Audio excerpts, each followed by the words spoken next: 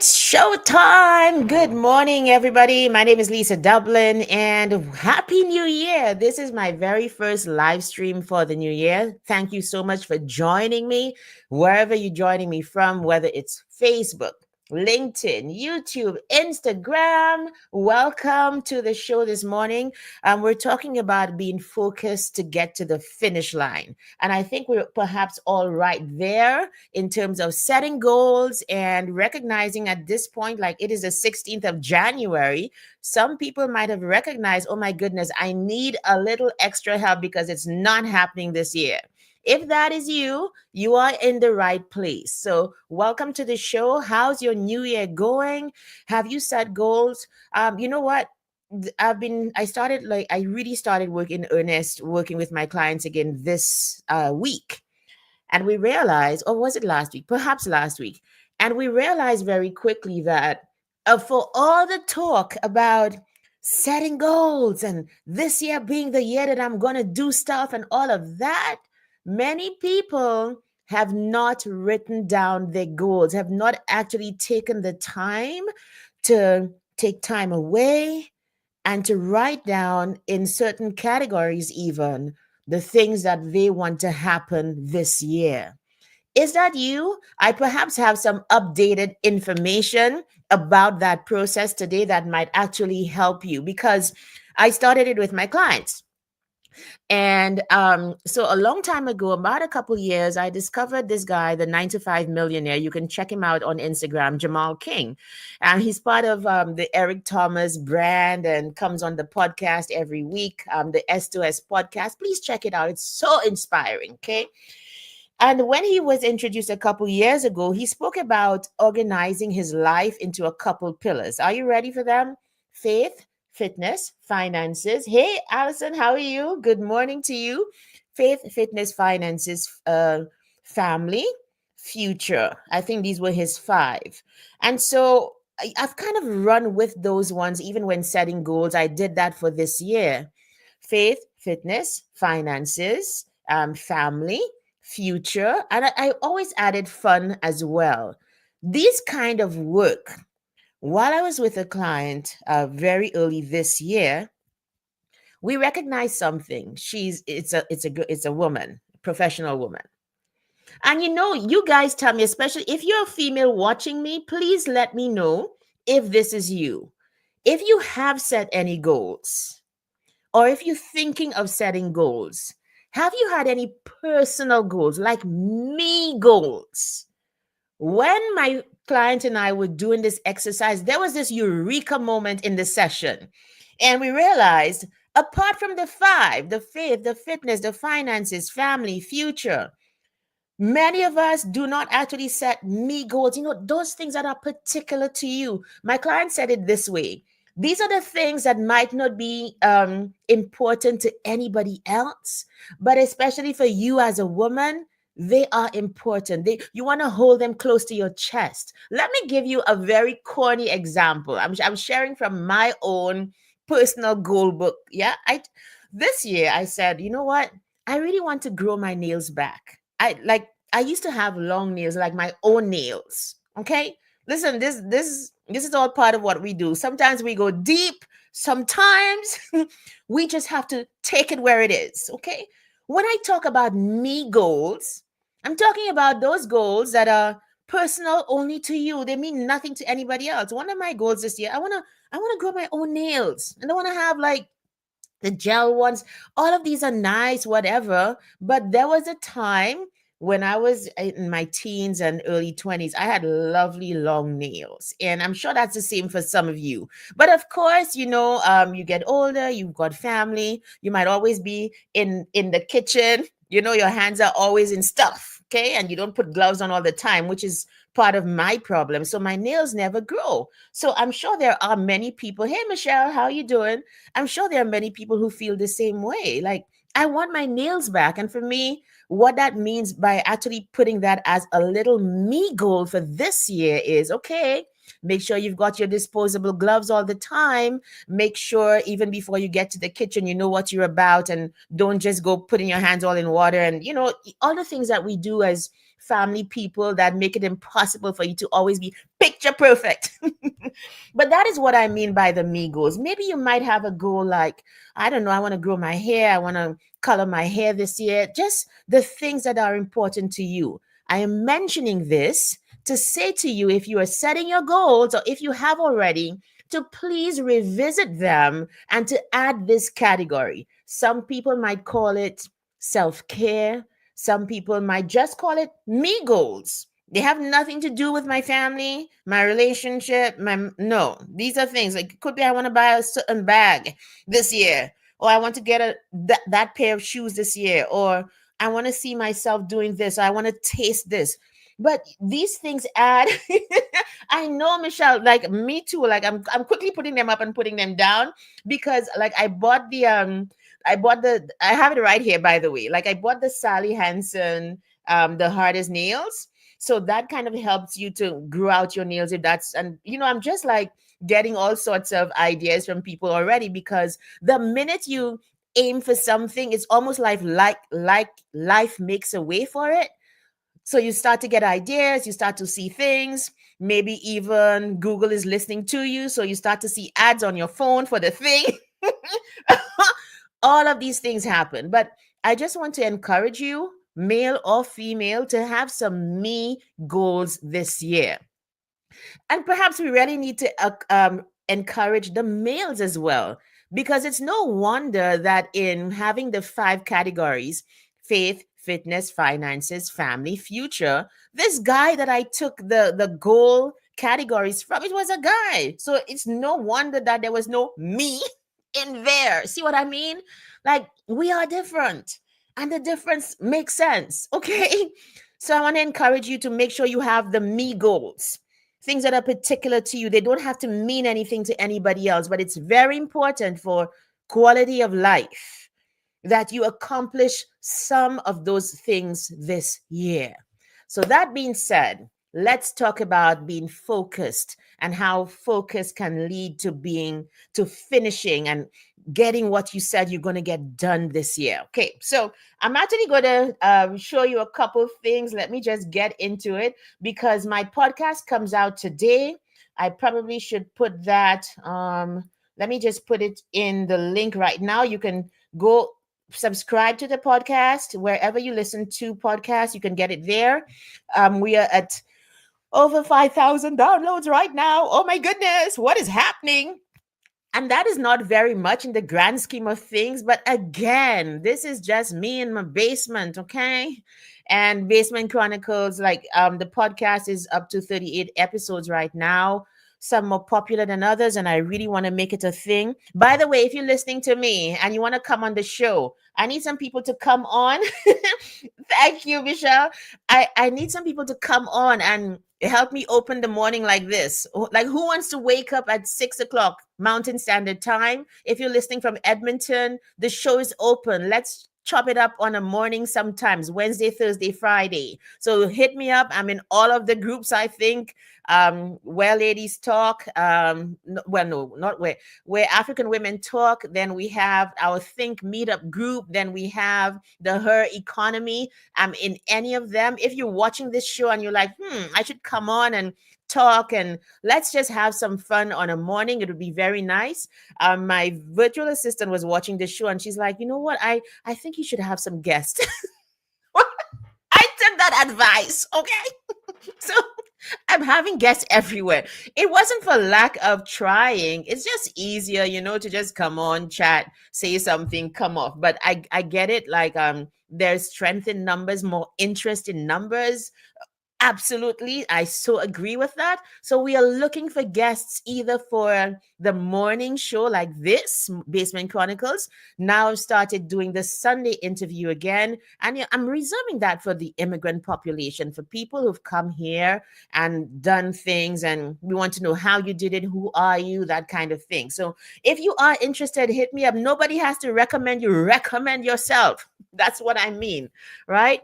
So let's get into today's podcast. It's up. I just put the link up. You can go on YouTube. And I was talking about focus to the finish. So this is just saying it a different way. You can listen to the podcast. You hear 12 minutes of it, I think. This week's podcast is only 12 minutes long, so you can have a listen there. But you guys, December, I learned a lesson about focus, hands on. You know how they say, tell somebody something, yes, but if you show it to them, if you show it to them, they learn more. If you are doing the thing, you learn the lesson the fastest. Everybody knows that. That is the whole point of application, isn't it? In coaching, that's why you have things to take away and do and come back if you're that kind of client. Michelle says she's an early riser. Okay. Okay, Michelle, we're going to do it. I'm going to message you after this. I got my first guest, you guys. You see? It works to just throw things out there just to kind of get people going. Okay. So I traveled. My parents celebrated 50 years on December 26th. And I spoke about it in the podcast. So you want to know about my life? Go check out my podcast. Like everything is there. Oh my goodness! Like some episodes I don't even listen to again because I'm like, did I even say that? But anyway, like podcasting is one way, a long form way to get to know somebody's brand, especially if you share the same values. That's how I've grown over the years, and I really want to take this podcast as far as it can go. So went to St. Lucia. I'm from St. Lucia. For those of you who are hearing this accent, from the Caribbean, small island, 238 square miles. Yes, we're small in size, but we have imagination for borders. Okay, you know what that means? Like we are limitless. Okay, right. I'm just saying. I say this every single time. Every single time. For every small island, small territory, imagination for borders. Who can beat that? Anywho, I'm here listening to I was helping out the morning of the event. They had like banquet style. Well, it's actually a lunch my parents had. And so I came, I was the MC. I had to celebrate, but because you don't get to 50 years of marriage every year, number one. Number two, to get to that point is like, oh my goodness, what did you do? How did you do it? And I think it bears commemoration, don't you? So I did. I went home for a couple days. So that morning, I was helping to cover the banquet chairs in the place where they were holding the event. And I learned such a lesson about focus that I want to share today, about focus and about specialization and about a possible way for us to accomplish our goals this year. So, those one piece banquet chair covers? Everybody knows what I'm talking about. You just drape them over the chair. They look really elegant because it's unbroken. Like there are no lines, no seams. It just drapes over the chair, takes it nicely, and then you tuck it under the legs of each chair. There are elastic grooves to check, to fit the legs of the chairs into. So we had to cover the number of people as there were chairs. We had to cover those chairs getting ready for the day because we were hands on. The family was doing everything. So I have a brother. My youngest brother was there helping as well. The other one was doing something else. And so we started, everybody taking the cover, putting it over the chair, and every single person was doing every single task. Anyway, my brother, who's a smart man, as we say in St. Lucia and in the Caribbean, my brother's like, okay, hear that, sis. This is what we're going to do, okay? I'm going to drape the chairs with the covers, and then you're going to now turn them over and like put the legs in the grooves, in the elastic grooves. Of course, you realize that he took the easiest task, right? Like he's not the last kid for nothing. That's exactly what it is. He's like, okay, I'll drape them and you just do the fitting of the legs. The minute we did that, why is it that everything went so much faster?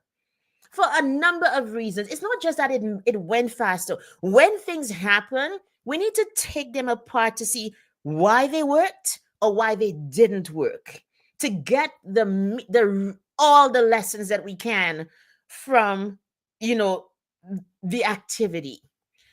Because he was focused on one task and I was focused on one, we went faster because my brain just simply went to the chairs were already draped. Turn it over, then do one leg, then the next, then the next, then the next, then do the same thing over and over and over and over again. Here's the first lesson. Some of us are just jumping from one thing to the next. You know how they say a rolling stone gathers no moss? I heard there's another part to that proverb, but it makes sense. Like you can't have any depth and you can't learn something very deeply when you are all over the place. Because my only task was to fit the four chairs into the four elastic pockets. I went faster. He too went faster. All he had to do, get the cover, drape it over this chair, move on to the next. Do you see where I'm going with this? Can you apply, like, put yourself, take this selfishly right now. Can you apply this to your life and to your goals for this year? How many goals are related? And even in trying to get one goal fixed, are you doing the most relevant part of the goal? Are you in a position to delegate to the people who can best do it so that the combining of efforts will make for you to do the thing faster, more efficiently, and to finish? So that's the first lesson. We went way faster because there was a division of labor, there was a specialization. And so I was like, while I'm there, I'm like, you mean to tell me I had to come all the way to St. Lucia to see this in action and to be like, of all the things that you want to do in life, there's a question of constraint. You know what constraint is? I teach this to my clients all the time. You can't do everything.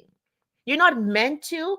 Maybe you can, but the kind of value and depth and expertise that you bring to pursuing one thing in life, you can't do that by doing so many things. I'm sorry. Just no, there's just not enough time. Time is finite. So you've got to work with that sense of constraint. One of the things I like to teach people is you might have all the ideas in the world. Here's a way to kind of offload. Because everybody perhaps has a nightstand. Okay, you have your nightstand. Maybe you have your your desk lamp or whatever on your put all of these ideas that have you running all over the place, place them on the nightstand. You can revisit them perhaps while you are driving or when the time is right. But they're not lost. They're just not for a time like this. It's just not expedient for you to explore them right now. Put them on the nightstand of your life and focus on what is in front of you to give people such a gift because you've taken the time to engage with a one thing so well that it blesses people, it improves their lives, it inspires them to themselves focus on one thing. Here's the second thing that really got me while we were doing the exercise and specializing, like banquet chairs, you guys. Oh my gosh, banquet chairs. Okay. Because he was in his lane and I was in mine. Not that we would be fighting anyway. We're pretty chill as, siblings. But think about it in the workplace when people are putting themselves in pots they're not supposed to and getting involved in things that they're not supposed to. Stay in your lane. All he had to do was drape the chairs. All I had to do, and there was nobody else doing it, all I had to do was simply take the chair, turn it over, then slip the elastic pockets in one at a time. I'm done. Because of that, we were able to move without any friction in the same small space. And I'm like, how wonderful would it be if we learned that lesson about focusing on what you are supposed to do and leaving other people to do what they're supposed to? That way, we don't get into each other's space. We don't get into each other's intentions and way of doing and being, because basically, you're just drinking water and minding your own business. I was there doing the banquet chairs, but you can well imagine I was in the podcast, I was in my business, I was in my life, I was in my relationship, I was in my kids' lives. I was like, what? That ability to focus gets you to the finish line. And so these were the two major lessons. And then afterwards, my other brother came. All of us are in business, and we were just all talking about what it meant to specialize like that. And we were seeing it play out because at the end of the day, we finished the decorating, not just that task, We finished the decorating in record time because we were able to fast track, because of specialization, we were able to fast track one task. How much in your life could you identify the one thing that if you could simply focus upon, it could make everything else almost irrelevant or faster? It's almost like a lever. It's like what this guy James Clear calls the atomic habits. The things that you do that if you get them right, they just simply make everything else work so much better. How much more if we could do that in our lives? So I'm happy you came to St. Lucia with me to get that lesson. What are you taking away as you plan your goals for this year? How are you going to specialize? What are you going to delegate? What are you going to offload and be like, okay, this is my thing. Let me see in this career um, way of being or whatever that I've chosen. How can I make my bed here, pitch my tent here, put all of the peripherals for that thing only? If you do that, a couple things happen. That's how you niche down. And you know how they say, for example, that they say that the riches are in the niches. I like to say niche. To me, it sounds a little more, I don't know.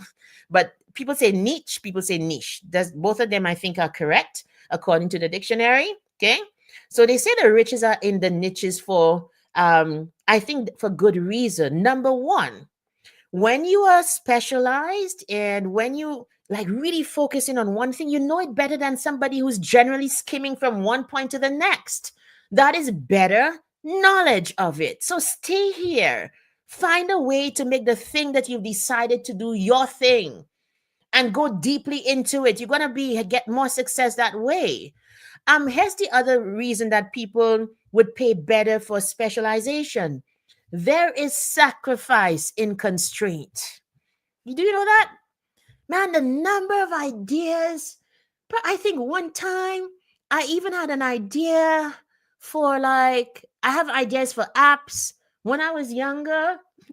You guys ready for this? But I had an idea to have like, no, this is but I had an idea to have like sunglasses, and maybe if you're walking in the rain, maybe you had wipers on the sunglasses.